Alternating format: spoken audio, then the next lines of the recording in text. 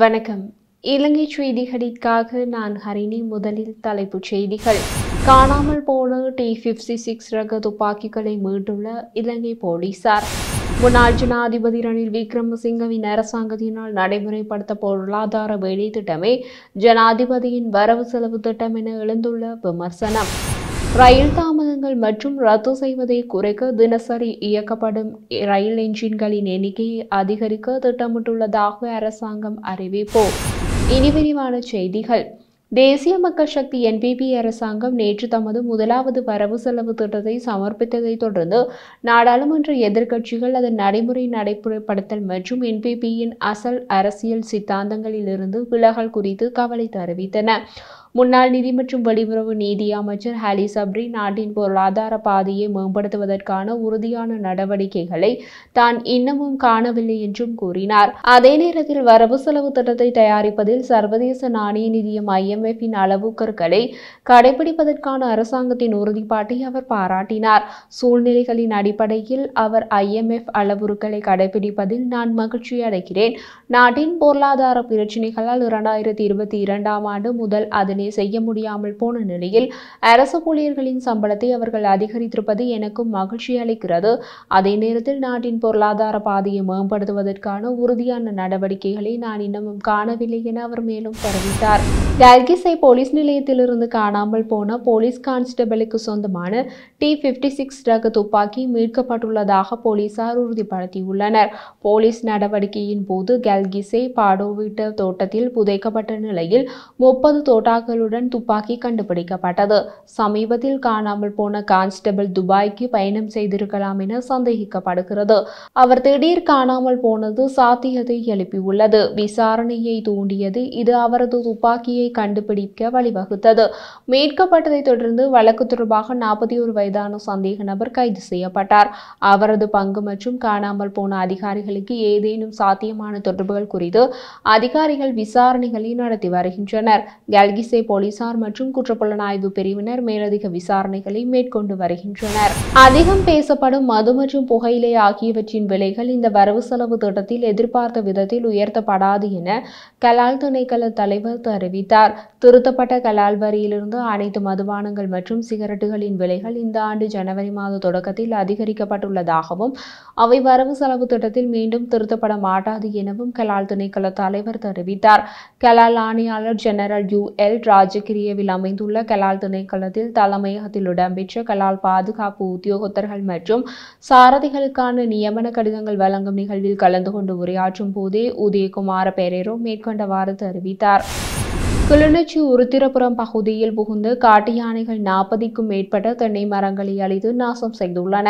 அதோடு கிளிநொச்சி மாவட்டத்தின் பல பகுதிகளிலும் தற்போது காட்டு யானைகளின் தாக்கம் அதிகரித்து காணப்படுகின்றது.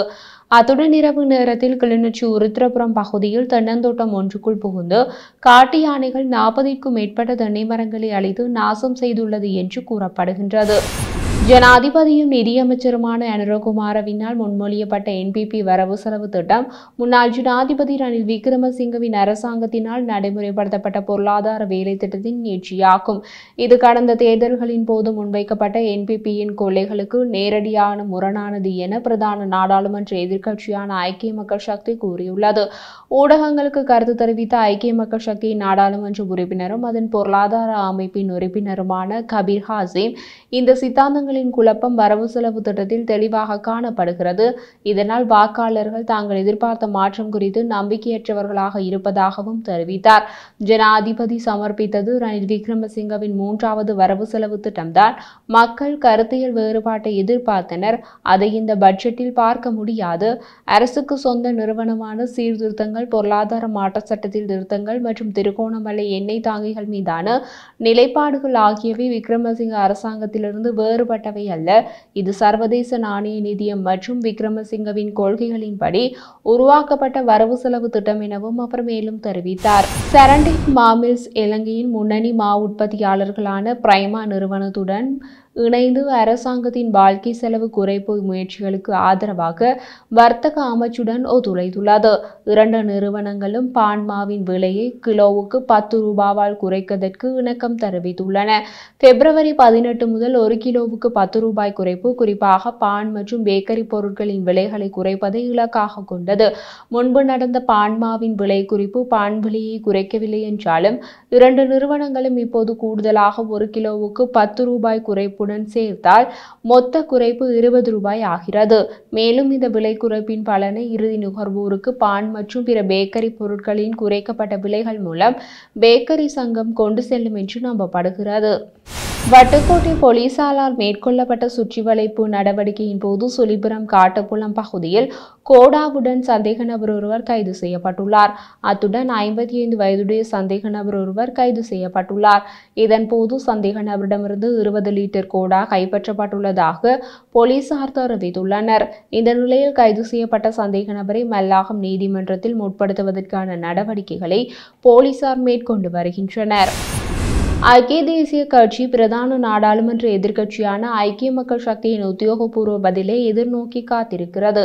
ஏனெனில் கூட்டணியின் தலைமை சுற்றியுள்ளதாக கூறப்படும் பிரச்சினைகள் காரணமாக இரு கட்சிகளுக்கும் இடையிலான பேச்சுவார்த்தைகள் ஸ்தம்பிதமடைந்துள்ளன.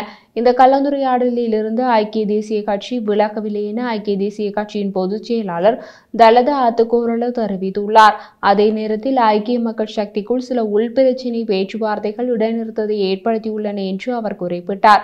ஐக்கிய தேசிய கட்சியுடன் கலந்துரையாடுவதற்கான ஐக்கிய மக்கள் சக்தி தலைமையிலாக நியமிக்கப்பட்ட குழுவில் அங்கம் வகிக்கும் ஐக்கிய மக்கள் சக்தி தேசிய அமைப்பாளர் துசாத்த நாயக்க தனது கட்சிக்குள் கூறப்படும் உட்பூசல்கள் காரணமாக அந்த குழுவில் இருந்து விலக தீர்மானித்துள்ளதாக தெரிவித்தார். ஐக்கிய மக்கள் சக்தியுடனான தற்போதைய பேச்சுவார்த்தைகள் தொடர்பில் ஐக்கிய தேசிய கட்சிக்கு எவ்வித பிரச்சனையும் இல்லை என அத்துக்கோரள தெரிவித்தார். எங்களால் தனித்தனியாக விவாதம் நடத்த முடியாது. ஐக்கிய மக்கள் சக்தி அவர்களின் செயற்குழு எடுத்த முடிவின் பின்னர் விவாதங்களில் பங்கேற்காது. நாமும் அவ்வாறே செய்தோம். இப்போது அவர்களின் அதிகாரப்பூர்வ பதிலுக்காக நாங்கள் காத்திருக்கிறோம் என்று அவர் மேலும் கூறினார். ரயில் தாமதங்கள் மற்றும் ரத்து செய்வதை குறைக்க தினசரி இயக்கப்படும் ரயில் என்ஜின்களின் எண்ணிக்கையை அதிகரிக்க திட்டமிட்டுள்ளதாக அரசாங்கம் அறிவித்துள்ளது. எல்ல பிரதேசத்திற்கு பயணம் செய்த போக்குவரத்து மற்றும் பெருந்தெருக்கள் பிரதியமைச்சர் கலாநிதி பிரசன்ன குணசேன புகையிரத சேவைகளின் தரத்தை மேம்படுத்துவது நோக்கில் இந்த நடவடிக்கை எடுக்கப்பட்டுள்ளதாக தெரிவித்தார். மின்சார ரயில்கள் அறிமுகப்படுத்துவதற்கு முன் ரயில் ரத்து செய்யப்படுவதை நிறுத்த வேண்டும். தினமும் சுமார் 217 முதல் 220 ரயில்கள் இயக்கப்படுகின்றன. கடந்த காலங்களில் அவற்றில் சுமார் 17 முதல் 20 வரை ரத்து செய்யப்பட்டது. முடிந்தவரை ரத்து செய்வதை நிறுத்த வேண்டும். ரயில் என்ஜின்களை இயக்க எங்களால் முடிந்த அனைத்தையும் செய்ய வேண்டும் என்றார். இலங்கையில் நாளாந்த செயற்பாடுகளுக்காக சுமார் 60-20 வரையிலான ரயில் என்ஜின்கள் தேவைப்படுவதாகவும் ஆனால் தற்போது 45-50 ரயில் என்ஜின்கள் மட்டுமே உள்ளதாகவும் கலாநிதி குணசேன மேலும் தெரிவித்தார்.